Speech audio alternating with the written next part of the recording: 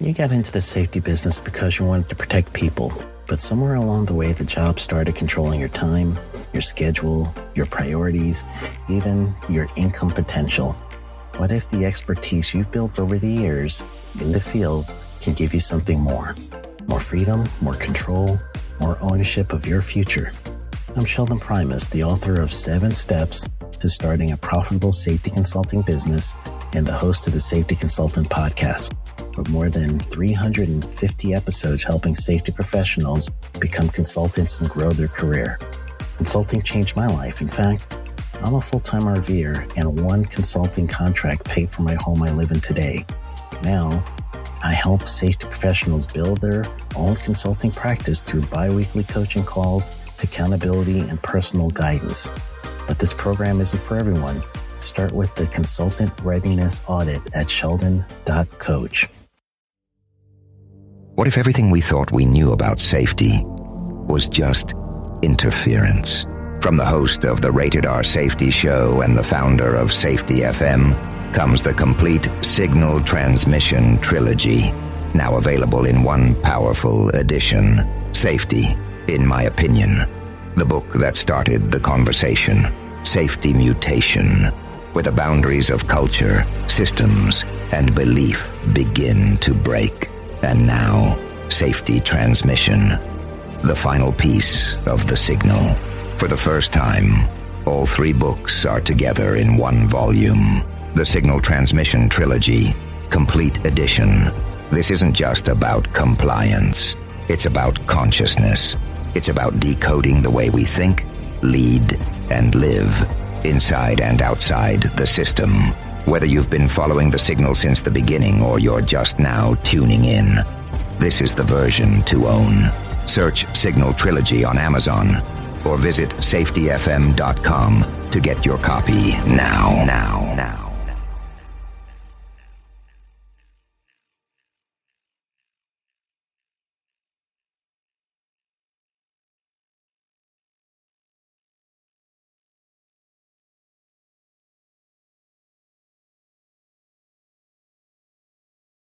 Hi, this is Jim from Safety Wars. Before we start the program, I want to make sure everyone understands that we often talk about OSHA and EPA citations, along with some other regulatory actions from other agencies, legal cases, and criminal activity. Everyone is innocent until proven guilty in a court of law. Proposed fines are exactly that, and they are often litigated, reduced, or vacated. We use available public records, news accounts, and press releases. We cannot warranty or guarantee the details of any of the stories we share, since we are not directly involved with these stories, at least not most of the time. Enjoy the show.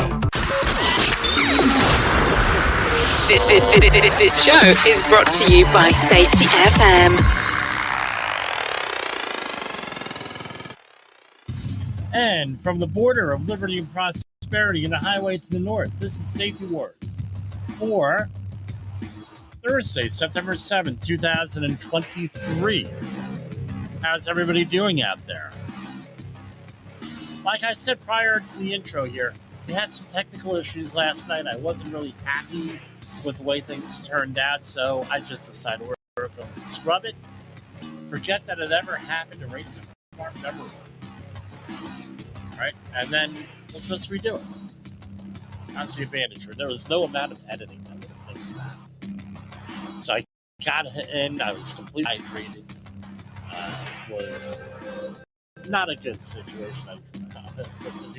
Drinking water and carbonated water and regular water and iced tea and everything else, not get rehydrated. So here we are. Anyway, I want to give you high quality programs. So I have a couple of announcements to make. Let's see if I can do a share screen here. We updated our website, safetywars.com, the website for the program. So we are owned, and I'm the owner, by JCP Technical Services. We do business as safetywars.com for all of this online stuff. And we decided to really upgrade our website here. So this is at safetywars.com. Upper left-hand corner, you have the different platforms we're on, links to those. And like I said, there's a War for Your Safety. You're all on the front line. Some of the other stuff, about me is this. So if you're a current client, you could go in and we'll be invoicing you through the website, depending on the work out there. And you can pay through the website. You can schedule now with us, and we have a couple of different options here. Our big online program that we're trying to promote here is online HAZWA for refreshers. So if you're 1910 120 trained and you need an 8-hour refresher, we broke it into 2 sessions, 2 4-hour sessions. Why do we do 2 4-hour sessions? Really simple. Some people can only commit to a 4-hour session. And of course, if you call us up and 845-269-5772 or Jim at safetywars.com, we'll work around your schedule, whatever that is, if we can. And then we have a Let's Meet thing where I sit down with you for 15 minutes, and then a Talk to the Safety Professional where you get to talk to me about all different kinds of things. We're trying to put together here some personal appearances at some conferences here in the next couple of months. We'll keep you updated on that. And that's about it. We have all different types of stuff. We have our links to our show here. If you're watching this, you know where you're getting it or listening to it on there. And we have video channels and everything else. And if you want to send us a file for some reason, who knows? I don't know. I don't make this stuff up. I just tell them what I need. I think they did a pretty good job. But again, safetywars.com. Give us check us out. Get in contact with us. And we're on all different types of social media platforms, things of that nature. So, you can get in contact with us there. That's enough of that. So now you're going to say, okay, paperwork. You safety guys are always worried about paperwork, documentation, that whole thing. Let me explain it to you this way. Right? We have the disaster cycle here. Let me put that up here. The disaster cycle.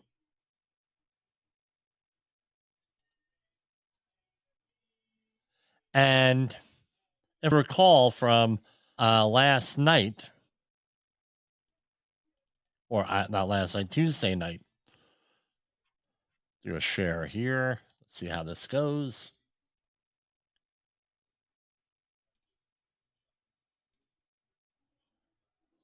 Hold on here. Again, this is all live, not pre-recorded. So we saw this from last night, the disaster cycle. So we have the left of the bang and right of the bang we had gone into.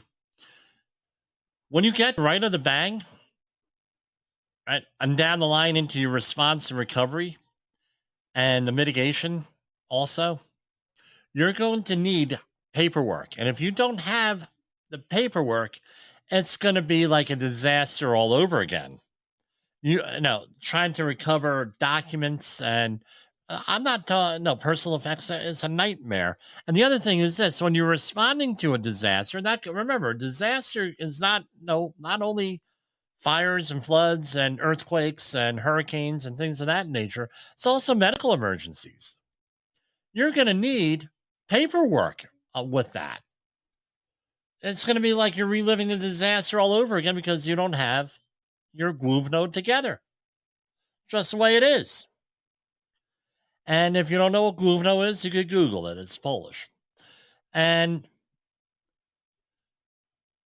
that's the bottom line. And we developed my family, because we we manage medications for 3 different family members. We have a piece of paper that we use that whenever we go to the doctor, whenever there's an ambulance called, whenever a home health worker comes in, visiting a nurse, someone from the insurance company. With my mother, someone comes in from the insurance company every year and does an audit on what her situation is and everything else. We developed paperwork for that. So I'm going to share that with you right now. While we're setting that up, let me go to a commercial here and I will set that up. In the professional safety community, communication and planning are just a few keys to your program's success. The question many practitioners have is where to start. Dr. Jay Allen, the creator of the Safety FM platform and host of the Rated R Safety Show, has built a global foundation to help you along the way. Go to safetyfm.com and listen to some of the industry's best and most involved professionals, including Blaine Hoffman with the Safety Pro, Sam Goodman with the Hop Nerd, Sheldon Primus with the Safety Consultant, Jim Pozell with Safety Wars, Emily Elrod with Unapologetically Bold, and many others. As individuals, we can do great things, but as a team, we become amazing. Dial into safetyfm.com today and surround yourself with a powerful force of knowledge and art.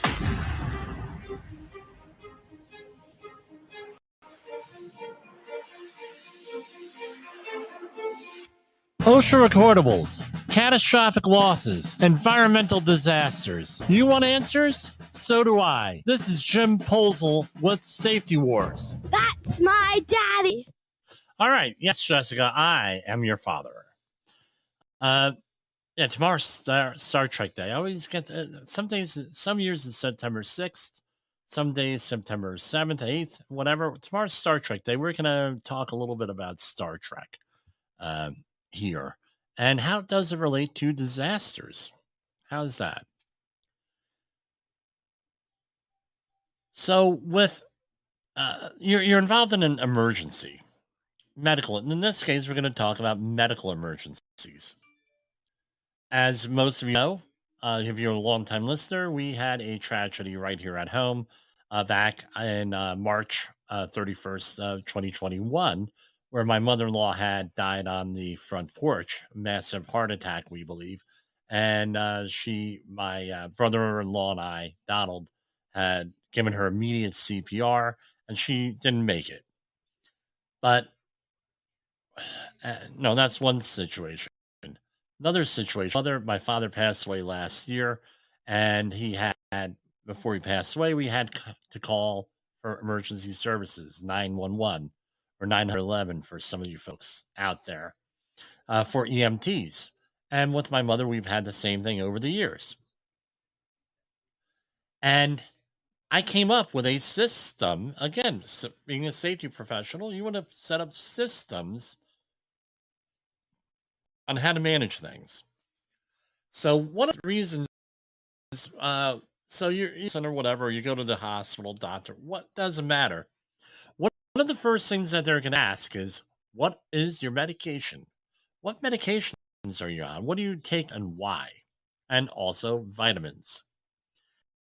And what I did was, and it's also if you deal with any of those trays, those pill trays or pill boxes, they call them, they have on there, morning, afternoon, late afternoon, and noon, and then bedtime, evening. They're partitioned in different ways. Now, you have to fill those up, and if you're dealing with a lot of medications, it gets very confusing, especially from multiple doctors. So what I did was I created this form. The first thing you want on the form, name of the person and their date of birth. But let's remember, and I'm going to get a little, as the British say, cheeky here. It's the date of birth on the insurance paperwork that you need. Right. And again, this is peer-to-peer advice on this. I'm not a doctor. I don't play one on TV. I'm not a pharmacist. I don't play one on TV, but I have in New City and in Woodbridge, New Jersey. Right. And that's my little joke. Now with managing family members' medications. So date of birth, if you're dealing with an immigrant family member, immigrant person, this could be an issue.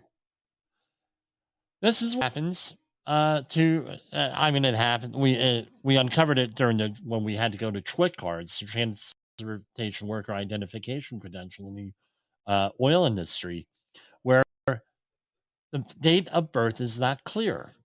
So, for example, you have your actual date of birth.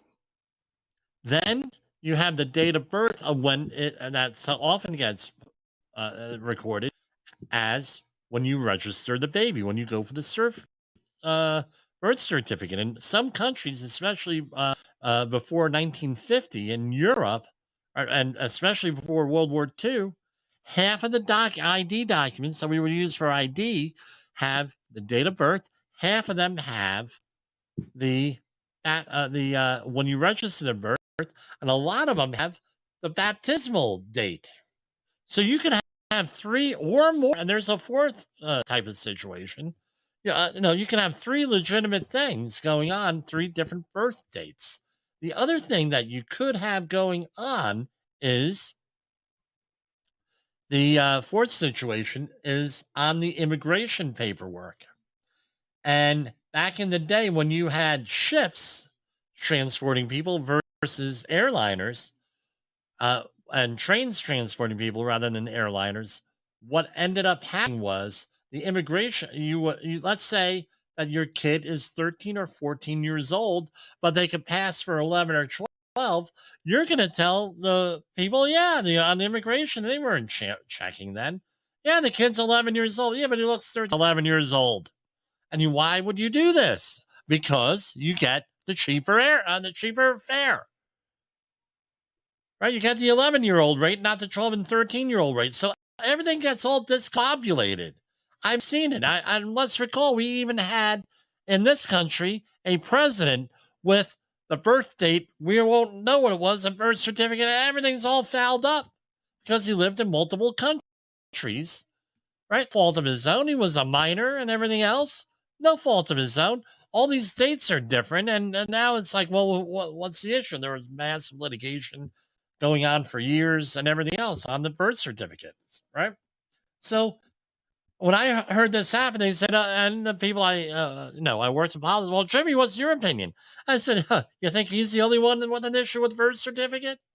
Half of the immigrants in this country have problems with birth certificate, let alone what goes on in this country with birth certificates. For example, in Hudson, New Jersey, for like 30 years, you weren't allowed to produce a birth certificate in Hudson County, New Jersey, because there was some fraud going on, a little under the cover kind of stuff, deals with birth certificates, people selling them there out of the clerk's office. I believe it was Hudson County. And they had all different dates and things. You don't think this happened ever? This is a very common thing. I said, you're not going to get anywhere with this.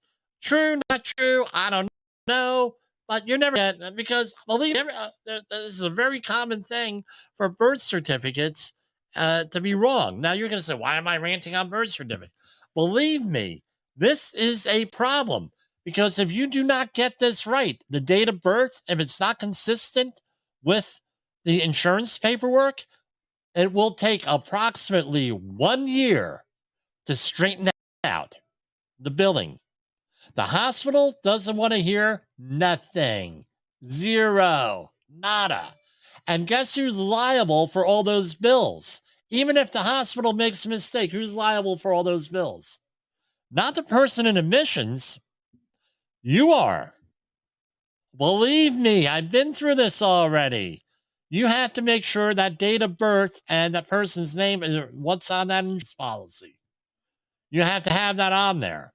Critical. I mean, I've had people come, having to straighten out. I've heard not only in my family, on that side of it, $250,000 bills for hospital bills. They got straightened out and they're all taken care of. But it's a nightmare to deal with because why? Everybody's dealing with a machine and a computer, and whatever the computer says is what they're going to do. There's no discretion. There's no common sense. So this is where it's critical. So you want to save yourself about 2 years of heartache, make sure you get that one right. The identification information, date of birth, name of the person. Then I go through here and I fill in what the medications are taken and their dose and everything else. Now you're going to say, well, Jim, you have this information twice here. You have it here with this, what the medicine is, but you also have it here in on the right hand side. I guess it's on the right hand side of the way you're looking at it. Drug and vitamin dose and frequency. I had to add that section in there for a big reason on here. And that is with when the doctors and when the home health aides and when the nurses and when the hospital starts entering in their information into their computers, that is the order that it goes into the computer. They want to know what the drug is, what the dose is, and what the frequency is. That's what they want to know. All right. And you're gonna need to makes their life easier. There's less chance of mistakes happening. Then you have different notes. There may be different notes here. For example, the person may be taking medication that's not in here. It may be on like an as needed basis. So, for example, if you have a vertigo pill that you're taking for vertigo, that's on an as needed basis. You're going to put that in there. Or another one is for Synthroid, right? For thyroid things, for hypoactive thyroid, lack of where your thyroid is working. That has to be taken the minute that you get out of bed. So that might not go in here. So that's another one. Again, I'm not a doctor. I'm just telling you what I know. Then you list on here what the medical conditions are, the general ones. Do you have diabetes, heart disease, heart attack? Do you have a pacemaker, asthma? Any number of medical conditions that you need to go in there. And after you've been through this 2 or 3 times, you know what to put on there. All right. Then you go into the medical conditions. Then you list what the medication is, which doctor prescribed it, and at the bottom you put down the doctor's and everything else on there that you would need, who the doctors are, and what is it, name the medication, who prescribed it, which doctor prescribed it. Now this is the other thing where it goes into this. What is it for? What's that medication for? Now you're going to say, well, if it's heart medication, it's for heart issues. Not so fast. Doctors are able to prescribe medication off-label, meaning that it is approved for one condition, and now you can use it for a different condition. The classic example are metoprolol tartrate and metoprolol succinate. And there are other beta blockers out there that deal with blood pressure and heart rate, and they're given as a prophylactic, a preventative for additional heart attacks, that sort of thing. Those are often used in psychiatric applications. So, for example, someone could be on a beta blocker, and for anxiety. So you need to know, well, what's it for? Why are you taking this? And again, this is the other reason that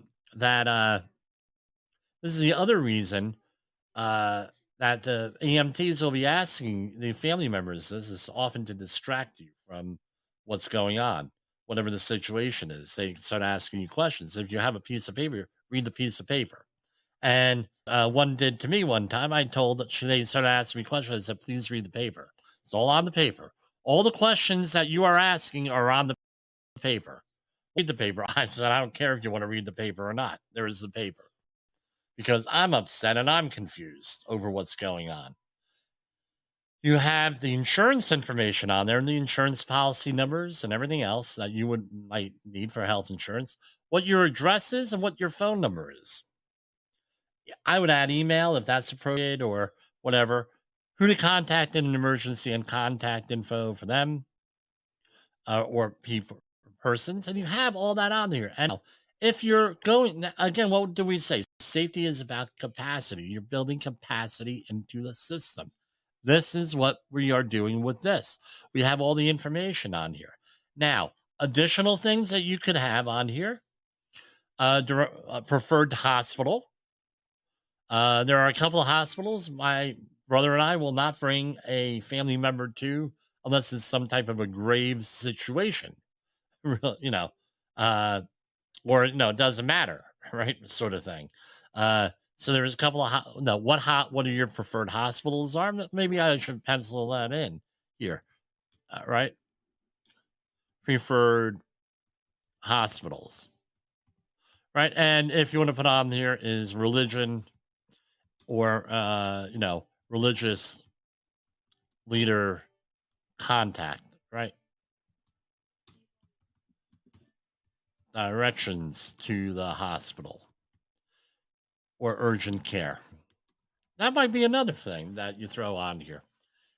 So this is all basic. You want to make your life a lot easier. So as a review, name of the person, the date of birth, make sure you get that date of birth right. It's the date of birth on the insurance paperwork. And when do you take what medication and when, the medication and the dose, and remember, get vitamins on here and the medical conditions and what are they for the medications. One of the other things is this. So, for example, sildenafil, also known as Viagra, has multiple applications. That's also given for breathing issues. So it might be embarrassing for some men to put it on a form like this, but what is it for? Well, if you have breathing issues, they may have to give you Viagra for that, or sildenafil for that. Now everyone's giggling at home and everything else. I get it, but we don't shy away from medical situations here. That might be a medicine that you have a problem with at getting at a hospital, I was told, with that. So, again, it's what we try to do here. We try to inform. So we've been at it now for 24 minutes. Let's take a brief break while I set up the new stuff, and maybe we'll hear from my wife here. This is Safety Wars, broadcasting to our brothers and sisters in the occupied territory of behavior-based safety. Get out your secret decoder ring. Here is your nightly message. Context drives behavior. Context drives behavior. And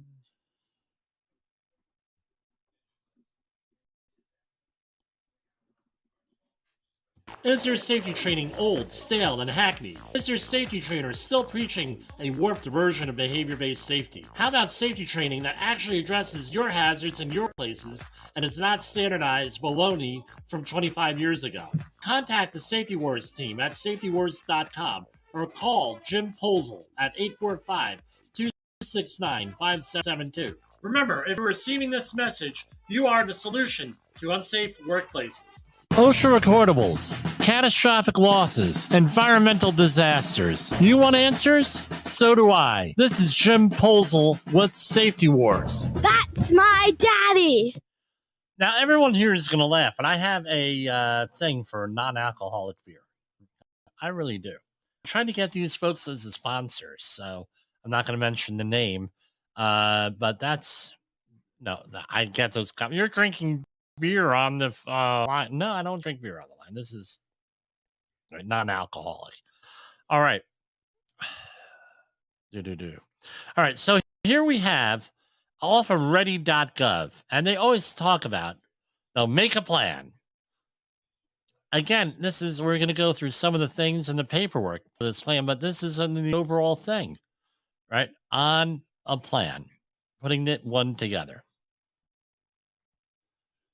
So what do you do? How will I receive emergency alerts and information? What is my shelter? What is my evacuation route? What is my family or household communication plan?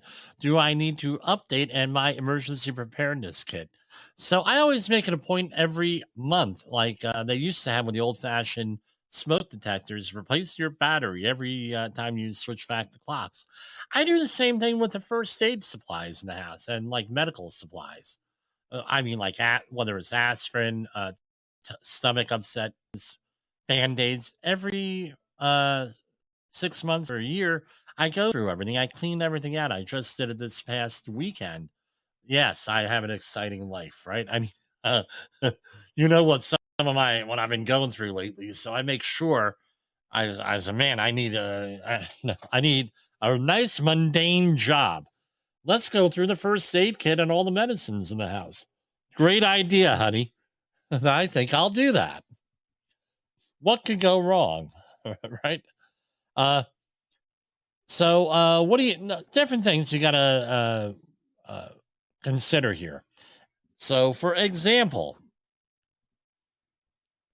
different ages of the members within your household, responsibilities for assisting others, what locations are frequented, where do people hang out, dietary needs, medical needs, including prescriptions and equipment. We just went through that. Disabilities or access and functional needs, including devices and equipment. Language is spoken, cultural and religious considerations, pets or service animals, households with school age children. So if you go here, this is ready.gov/plan. They have links to everything else here. So they have here, and I think that they were listening to this program because they just updated this today. Last updated today. Now, I don't feel comfortable putting this into on the internet. So what I would do is probably print this out or make up my own form. Household information, what the home number is, what your address is.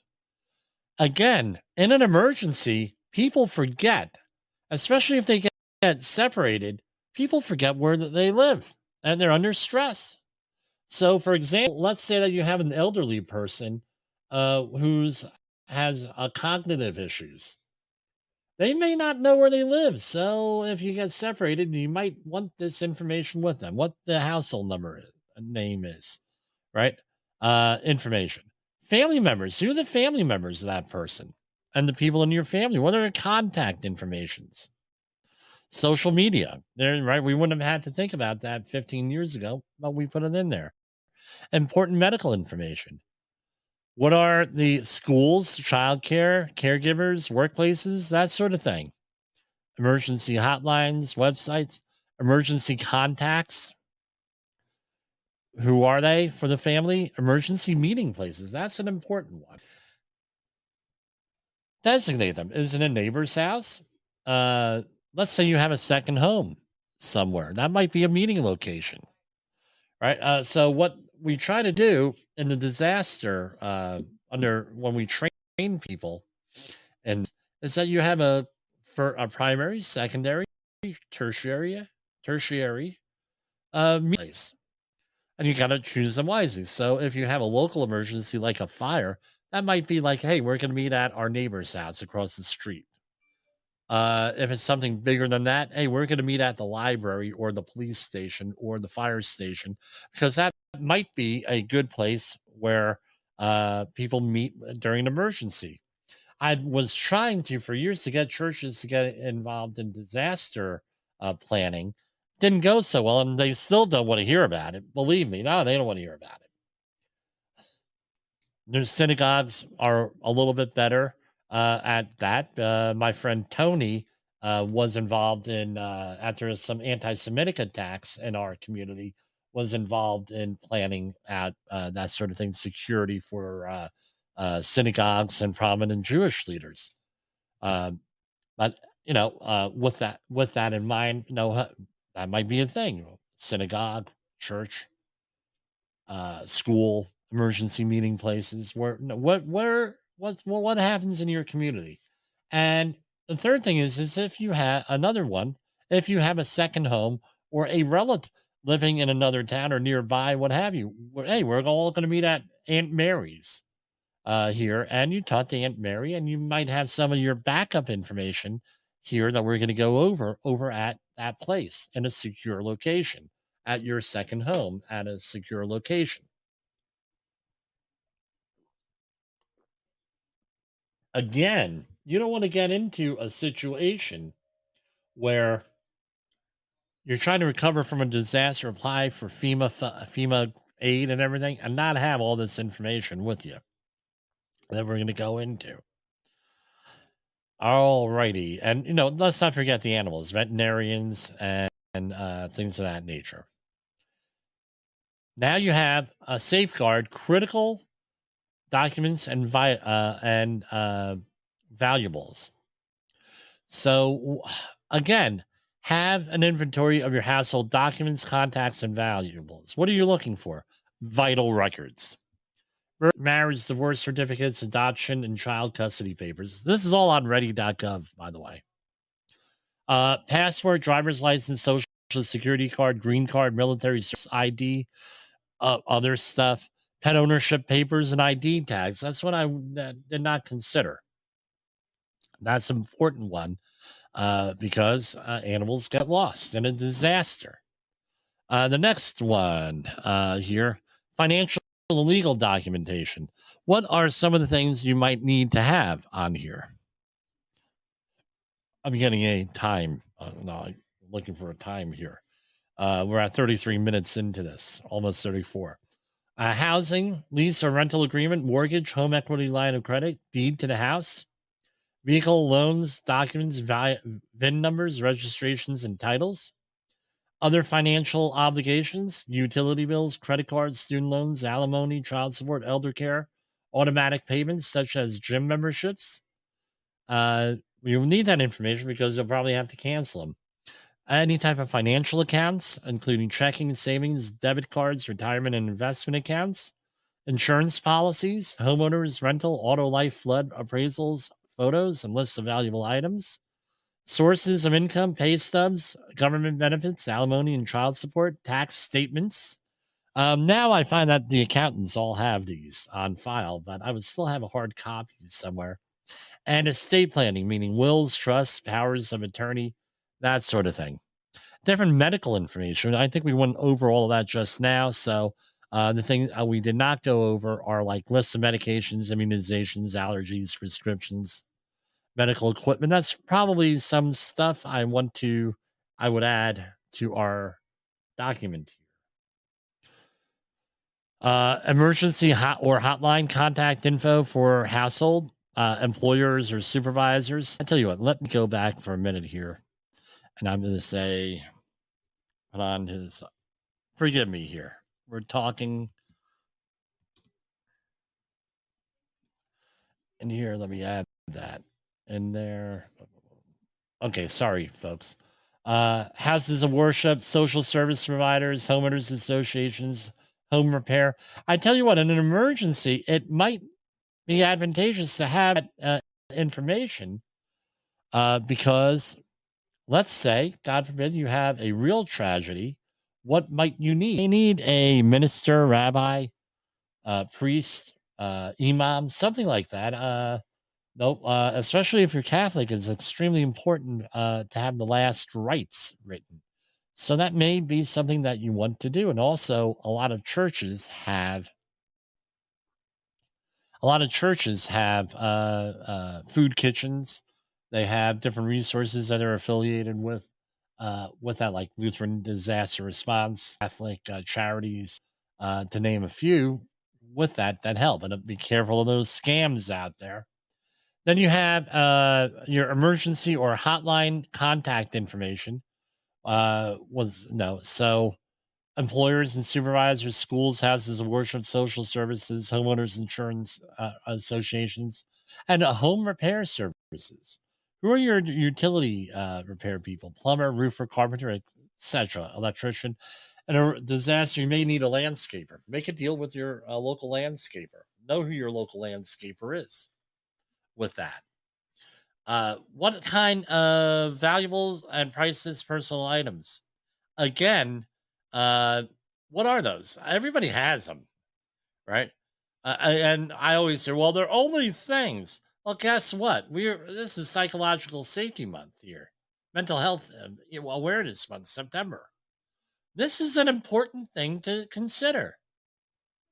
The valuables and priceless personal items. Let's say that you have something that's of extreme value to you. You lose it. It's mind blowing. It causes psychological damage. Again, back to basics with all this stuff. Protect your documents and valuables. And where do you store them? Electronic copies, right? Where would they be? In a cloud somewhere, box or safe, things of that nature. So there are other things, 12 things to look for, right? Document and insure your property. Probably should get Dawn Becker on this one. So here we have, right? I won't read all of this, right? Document, meaning photograph. Insurance companies like to see photographs. Understand your options for coverage and ensure you have appropriate insurance for relevant hazards. Now you're going to say, well, what's the big deal here? Price of building equipment and building supplies has gone up considerably in the last 3.5 years. Guess what? You may not have enough insurance. Dawn Becker was on here last October, and she said most of these homeowners associations are underinsured. It's a problem. It's an issue out there. Right? So you have, for example, a $500,000 insurance policy may cost you $1 million to replace the house now. I don't know. So documenting policies. Make sure you have the right policy, right? So there's dwelling coverage for your house, homeowners, other structures. Is it included in there? Personal property, law of use, personal liability, medical protection. You have renters insurance, which a lot of the same thing, and then business. I mean, you have all different types of business types of stuff. One of the big things people skimp on is business interruption or business income, cyber liability. This is the other one. I have a cyber liability policy for this program, for example.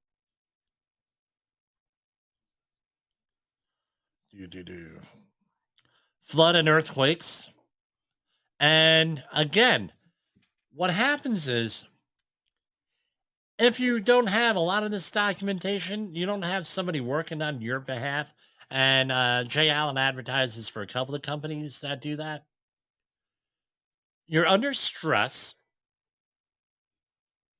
and everything else. You think you're going to make the best decisions under stress.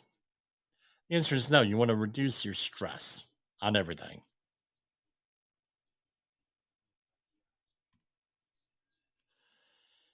Right. And then this is, 12 ways to prepare. And we'll go through the sign up for alerts and warnings. Whatever is appropriate on your phone is usually where it is. Reverse 911.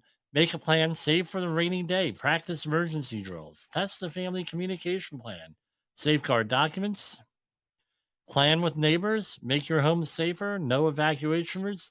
Document and insure property. Get involved in your community and assemble supplies, right? That's 12 different ways. Probably should have started out with that. Now, many different ways of getting alerts. We won't go through all of them because it's a very lengthy discussion. You have the Integrated Public Alert and Warning System, managed by FEMA, the nation's alert system. And then you have Emergency Alert System, Wireless Emergency Alert System, NOAA Weather Radio. All this stuff, emergency alerts, so that's all done over the radio. We talked about the AM radio stuff a couple months back. Probably worth going back and reviewing it. Again, just know what's going on out there. Some people, the old-fashioned police scanners might be still relevant. Now, this is another one, commuter emergency plan. Make sure you have a plan for traveling between work and home and other commonly visited locations in case of an emergency. Now, Monday is the anniversary of 9/11. My uncle was one of the people who was evacuating Manhattan on his tugboat during this whole thing, and on some of the other vessels that he owns. That's part of his business. Ken's Marine Service, I'll give him a shout out there. kensmarine.net. You can go and look up the website and for all your emergency response stuff. But anyway, he was mentioning uh,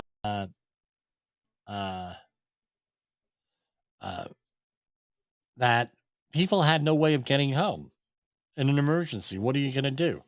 The people who I lived in Hoboken at the time, and the people in Hoboken that I lived with in our apartment building, most of those people worked in Manhattan.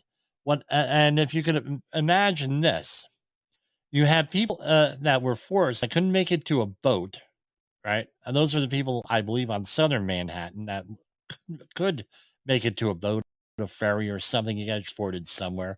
And most of those people were going over to Liberty State Park or to Staten Island, or to Long Island somewhere, Brooklyn, that sort of thing.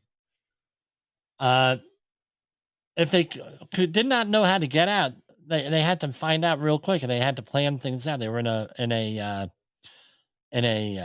panic mode, running for their lives in this situation. They didn't have a plan. Am I saying they wouldn't have been running for their lives and I'm blaming the victim? The answer is no. But if you just make a little bit of a plan and you think about things a little bit, guess what? You'll probably be a little bit better off than the next person at a minimum, or you could lead the next person. Oh, how are we going to get out of this building? Well, there's a couple of different ways out of this building. How are we going to get home? Well, we have multiple options here. And by the way, you may be in a panic mode where you can't think. So, plan out your escape routes, for lack of a word. Right now, my commute's in anywhere. I use a couple of different apps on the phone. I'm not going to mention their names because traffic patterns where I go change almost every day, especially if I'm working anywhere in and around Metro New York City. Traffic patterns may change. I got to check these things. But have a plan on how you're going to get out, right? Which bus, which train, which ferry, driving routes, alternate routes. It might be a good idea to get what we used to call a map, where every car out there back before GPS had a map in there. So what's my whole point in all this stuff? Got to plan things out. Paperwork. If you don't have the right paperwork, it's going to be one hell of an issue trying to do anything. And that's what I'd like to end with on. It's just prepare, think things out. And for Safety Wars, this is Jim Polzel.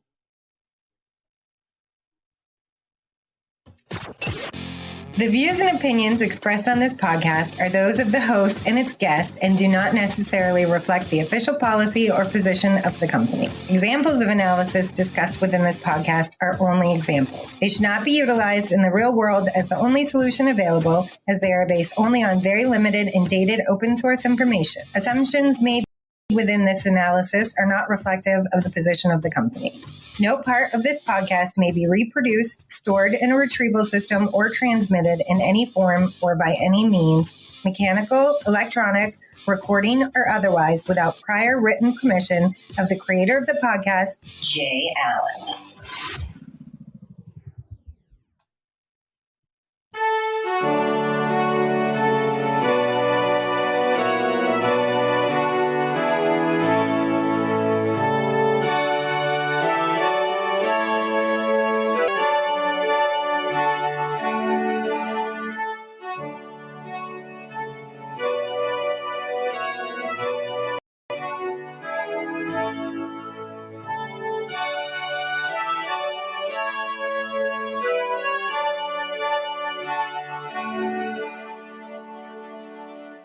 Good night, everybody. We'll see you back here tomorrow.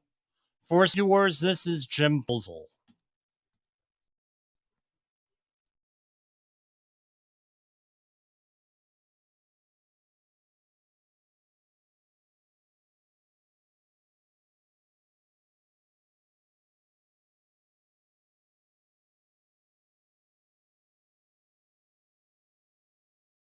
You got into the safety business because you wanted to protect people, but somewhere along the way, the job started controlling your time, your schedule, your priorities, even your income potential. What if the expertise you've built over the years in the field can give you something more?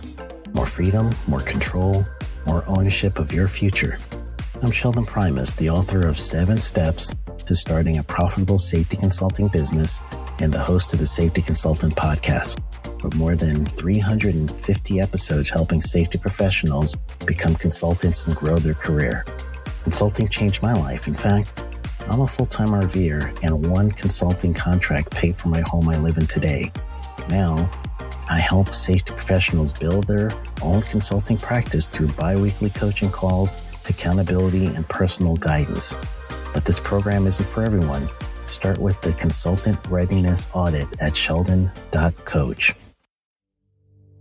What if everything we thought we knew about safety was just interference? From the host of the Rated R Safety Show and the founder of Safety FM comes the complete Signal Transmission Trilogy, now available in one powerful edition. Safety, in my opinion, the book that started the conversation. Safety Mutation, where the boundaries of culture, systems, and belief begin to break. And now, Safety Transmission, the final piece of the signal. For the first time, all 3 books are together in one volume. The Signal Transmission Trilogy, Complete Edition. This isn't just about compliance. It's about consciousness. It's about decoding the way we think, lead, and live, inside and outside the system. Whether you've been following the signal since the beginning or you're just now tuning in, this is the version to own. Search Signal Trilogy on Amazon or visit safetyfm.com to get your copy now.